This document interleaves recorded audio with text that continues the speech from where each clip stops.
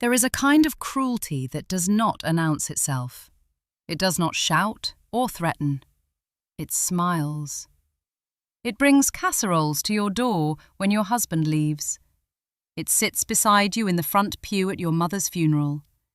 It borrows from you quietly and gives back nothing, year after year. Until one day, you look around and realize that everything you built has been slowly, silently taken from you. And the person holding it is someone you called family. This is the story of Nora Calloway, a woman who gave everything she had and asked for nothing, and the story of what the universe quietly does for people like her. The town of Ferndale, Kentucky, sat at the bottom of a green valley like something a painter had decided to leave unfinished.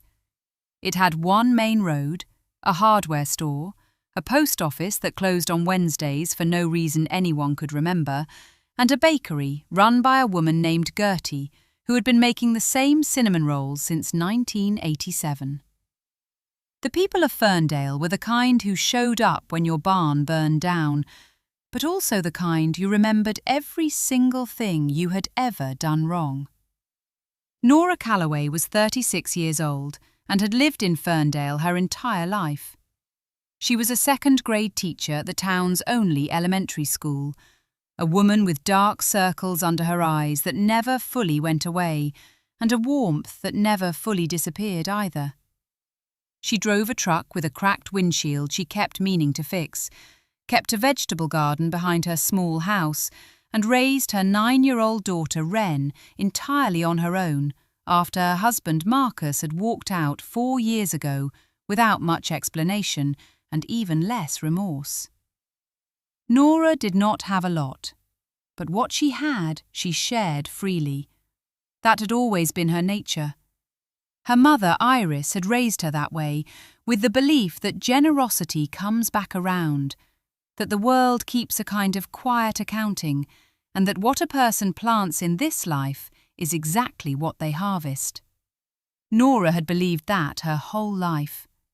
Even when the evidence seemed uncertain, even when it felt like the accounting was badly off. Her sister Petra was the reason it felt that way.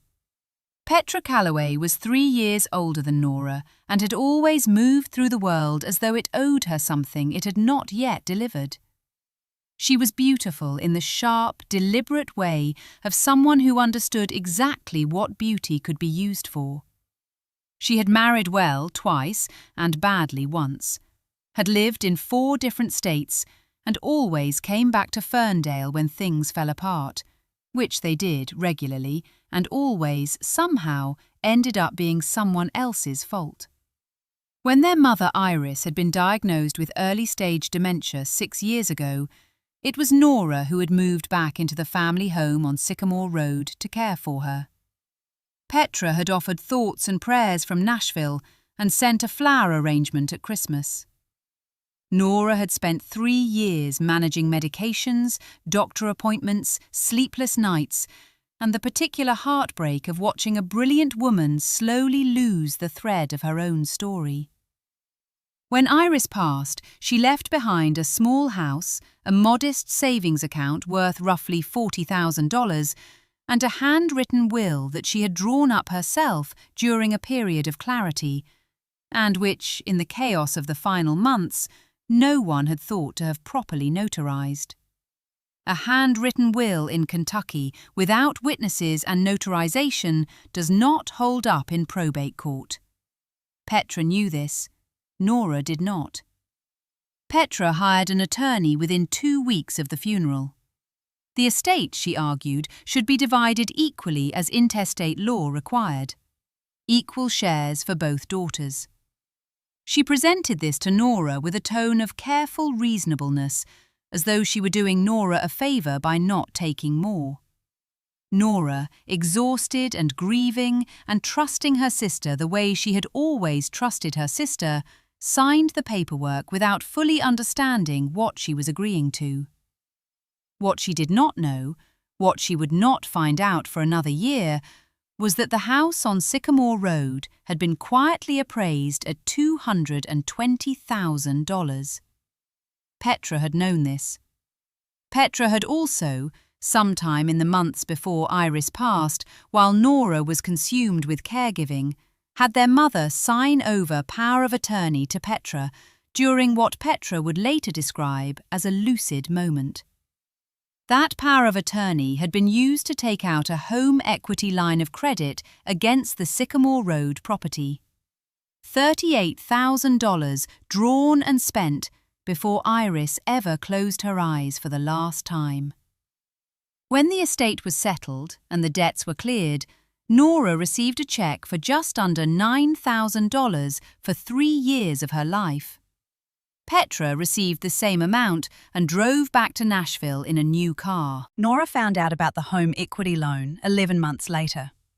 Not from Petra, not from an attorney, but from a woman named June Alcott, who worked at the county recorder's office and went to the same church as Nora, and mentioned it casually over coffee after Sunday service, assuming Nora already knew. The floor did not fall out from under Nora. That was the strange thing. She had expected that kind of news to feel like a collapse. Instead, it felt like something clicking into place.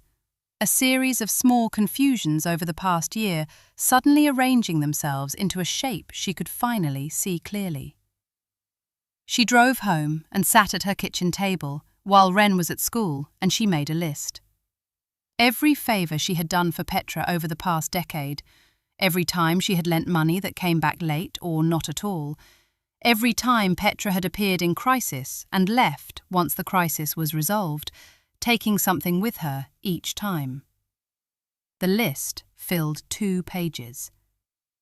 Then she did something she had never done before in her life. She called an attorney. His name was Clem Braddock, a semi-retired estate lawyer who worked out of an office above the hardware store and was known in Ferndale for charging people what he thought they could actually afford. He listened to everything Nora told him, asked 3 precise questions, and then leaned back in his chair and looked at the ceiling for a long moment. "The power of attorney," he said finally, "is the issue. If your mother had already been diagnosed with dementia at the time it was signed, and if Petra was aware of that diagnosis, there is a strong argument that your mother lacked the legal capacity to grant that authority. That would make the home equity loan fraudulent, and it would mean the funds drawn against your mother's property were taken without valid authorization." Nora stared at him. "What does that mean practically?" "It means," Clem said carefully, "that if we can establish the timeline of your mother's diagnosis relative to the date that power of attorney was signed, you may have grounds for a civil claim against your sister for the full amount." He paused. "It also means the bank that issued the loan may have liability for failing to verify capacity. These cases are not simple, but they are not impossible either." Nora drove home slowly. She picked Wren up from school. She made dinner and listened to her daughter talk about a book she was reading, about a girl who discovers a hidden garden. And she thought about her own mother's hands in the vegetable patch behind the house on Sycamore Road. And she thought about what her mother had always believed about the world keeping its own quiet accounting. She called Clem the next morning and told him to proceed. What she did not expect was how quickly Petra found out. Small towns are efficient that way. Within 2 weeks of Nora filing the initial complaint, Petra was on her phone, her voice tight and controlled in the way it always got when she was frightened underneath. "I cannot believe you are doing this," Petra said, "after everything I have done for this family." Nora held the phone and breathed.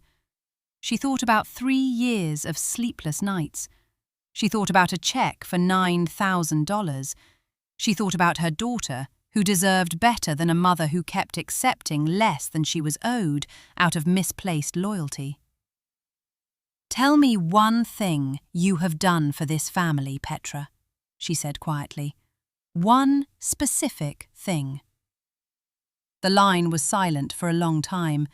Then Petra said, "You will regret this," and she hung up.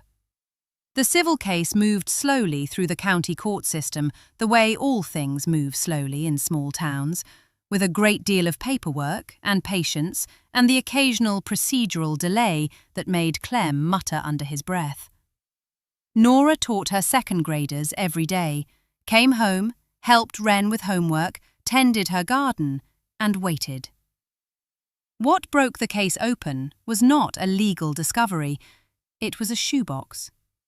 3 months into the proceedings, Nora was cleaning out the last of her mother's belongings from a storage unit she had been paying for and had never fully sorted through. In the back of the unit, behind boxes of old Christmas decorations and a broken rocking chair, she found a cardboard box marked in her mother's handwriting, "For Nora, private." Inside the shoebox were letters. Not dramatic, not mysterious, just her mother's private correspondence kept over decades. Birthday cards, notes from old friends, a few letters from Nora's father before he passed, and at the very bottom, an envelope sealed with tape and labelled in Iris's careful script, "If something happens, give to Nora only." Inside the envelope were 3 things. A letter from Iris written 18 months before she died, during a period of clarity she had apparently set aside specifically for this purpose. A copy of the original handwritten will, the one Nora had not known was legally insufficient, and a printed copy of an email. The email was from Petra to a Nashville real estate consultant dated 4 months before Iris passed. It discussed the Sycamore Road property in specific terms, its square footage, its market value, the home equity potential, and asked for advice on how to access that equity while the property was still technically under their mother's name. It referenced, in one casual line, that their mother was not really tracking things anymore, and that Petra had taken care of the paperwork. Nora sat on the floor of the storage unit for a very long time. Then she photographed every single page and drove directly to Clem Braddock's office. Clem looked at the email for a long time. Then he looked at Nora. "Where did you find this?" "My mother left it for me," Nora said.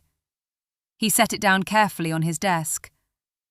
"Your mother," he said slowly, "knew. She knew what Petra had done, and she made sure you would find the evidence." The room was very quiet.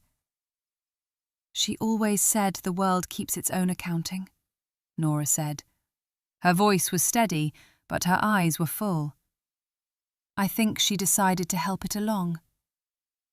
The email, combined with the medical records establishing Iris's diagnosis timeline and the testimony of her primary care physician confirming she had lacked legal capacity at the time the power of attorney was signed, gave Clem everything he needed. The civil case moved significantly faster after that. Petra did not fight it in the end. Her own attorney, once he saw the email, apparently advised her strongly against a trial. She settled. The terms required her to repay the full $38,000 drawn against the property, plus legal costs, plus an additional sum representing Nora's share of the estate value that had been misrepresented during probate. In total, Nora received just over $62,000. She sat with Clem in his office above the hardware store after the settlement was signed, and she held the check in both hands, and she did not feel triumphant. She felt tired, in the way you feel tired after something that has been heavy for a very long time is finally set down. She felt something close to sad, not for herself, but for the sister she had wanted Petra to be, and who Petra had never chosen to become. "You could have had a different life," she said quietly, not to Clem, just to the room. She could have had a different life. All she had to do was be honest. Clem, who was old enough to have seen this kind of thing many times, just nodded. On the way home, Nora stopped at the cemetery where her mother was buried. It was a Tuesday afternoon in late April, and the tulips along the fence were just opening. She stood at her mother's grave for a while without saying anything. Then she placed her hand flat on the headstone, the way she used to place her hand on her mother's hand when Iris was sick and frightened and needed to know someone was there. "I found the box," Nora said softly. "Thank you." The wind moved through the tulips. A bird called from somewhere in the oak tree near the fence. The afternoon was warm and unhurried, and the world felt, for just a moment, like it was exactly in balance. When Nora got home, Wren was sitting on the porch steps with a book in her lap and a scraped knee that she announced immediately and dramatically required significant attention. Nora sat beside her and cleaned the scrape with the careful tenderness of a woman who understood that small acts of care are not small at all. Wren leaned into her shoulder and kept reading. "Mama," Wren said after a while, without looking up from her book. "Are we going to be okay?" Nora put her arm around her daughter and looked out at the garden where the tomatoes were just beginning to climb their stakes and the sunflowers along the back fence were still a month from blooming. "We are going to be better than okay," she said. With the settlement money, Nora did 3 things. First, she paid off the remaining balance on her truck and had the cracked windshield replaced, which cost less than she expected and made her laugh for reasons that were hard to explain. Second, she set aside a college fund for Wren in an account she named after her mother. Third, she bought the small plot of land adjacent to her backyard that had been vacant for years and expanded her garden. She did not hear from Petra again. The town of Ferndale, efficient as ever, knew the broad outline of what had happened within a few weeks. Nobody said much directly to Nora about it, which was its own kind of kindness. Gertie from the bakery simply started including an extra cinnamon roll in Nora's bag without charging her, every single time, and never once mentioned why. One evening in late summer, Nora was in the expanded garden just before sunset, tying up the sunflowers that had finally opened, enormous and gold and slightly ridiculous in the best possible way, when Wren came running across the yard with something cupped in her hands. "Mama, look!" She opened her palms. A monarch butterfly, resting briefly, wings opening and closing like slow breathing. They both stood very still and watched it until it lifted and drifted over the fence and disappeared into the evening. "Where is it going?" Wren asked. "South," Nora said. "Eventually. But first it goes wherever it needs to go." Wren considered this with the seriousness of a 9-year-old who understood she was being told something bigger than butterflies. Then she went back inside to finish her dinner.